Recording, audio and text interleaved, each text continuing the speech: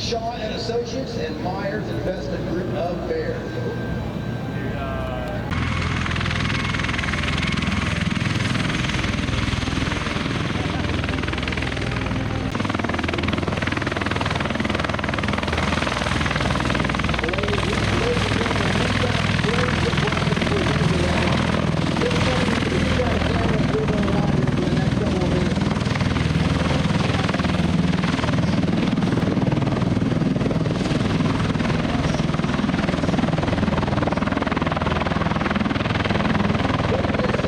Microphone, you probably could use that.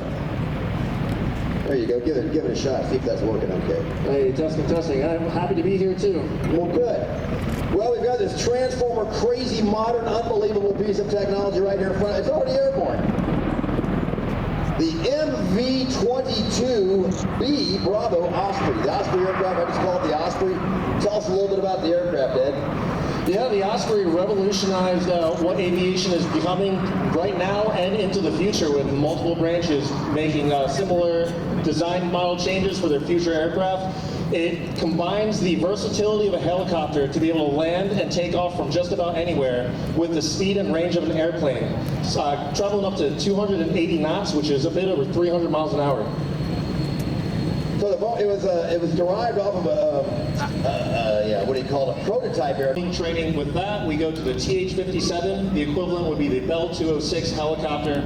And then finally, we finish off with the T-44 Beechcraft King Air for our multi-engine land training.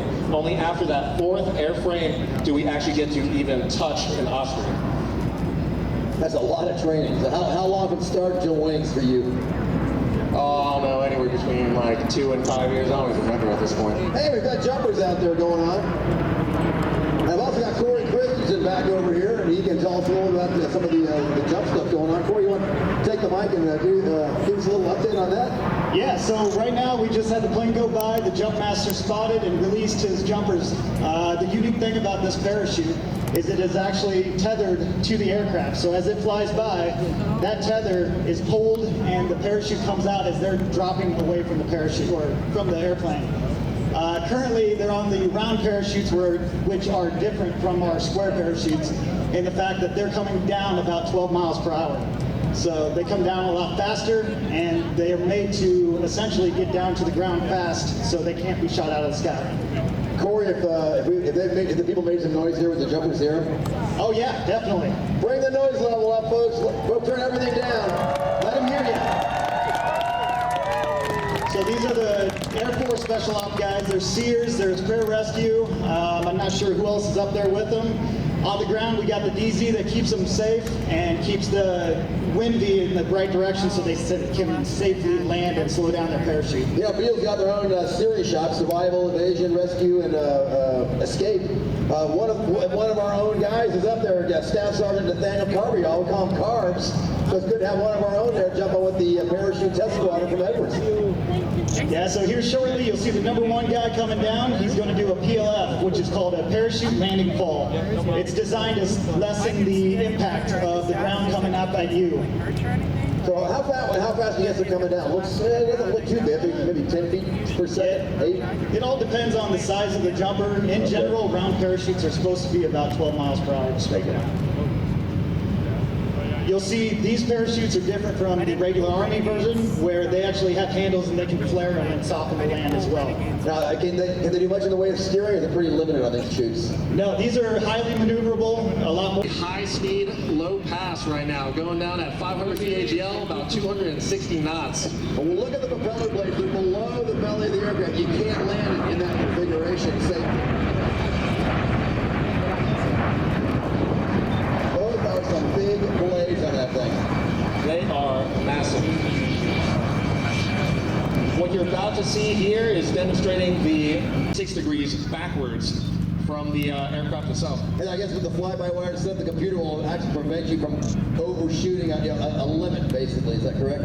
Absolutely. And as you're moving the nacelles, it changes the way all the control surfaces act when you put in the control inputs to make sure that when you're in helicopter mode, the plane does helicopter things, and when it's in airplane mode, it does airplane things. That is just bizarre.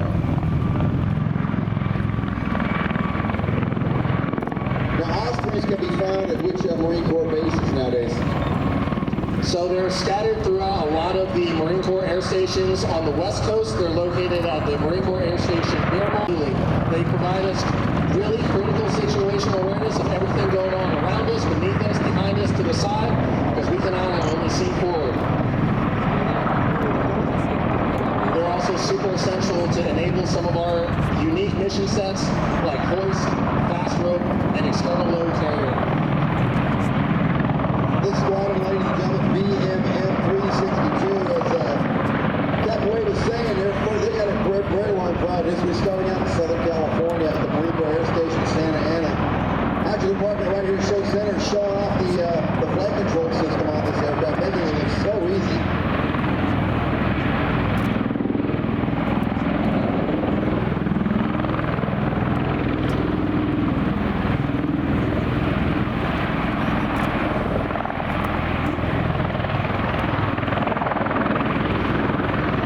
What you're about to see next is what we like to call an Osprey bow after this 360-degree turn. Now, to do this turn, they're just giving it level, and they're putting in the rudder, like the pedal, they're putting in right pedal to turn the aircraft. They are just putting in right pedal. So right now in helicopter mode, the rudders work like they would in a helicopter. However, they don't do the same thing when your nacelles are down flying like an airplane.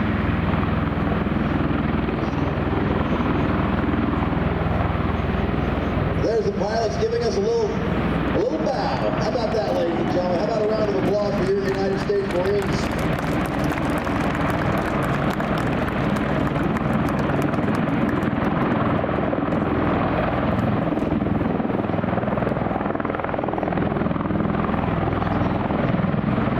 Great chance to head over. The Marines were kind enough to send us 2 aircraft. You wanted to fly, we have one over in the static there. You go get a good up-close look at this frontline combat aircraft. Plus, you can buy some sweet merchandise you can't find anywhere else. Well, of course.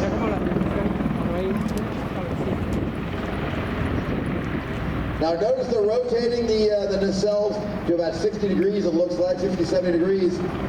Adds the power to it, and short takeoff, he's airborne in about, well, 200 feet. I don't know, that's a pretty short takeoff. About as short as you can get. That's actually a technique that's also can be utilized on the various ships that the V-22 can get deployed on too.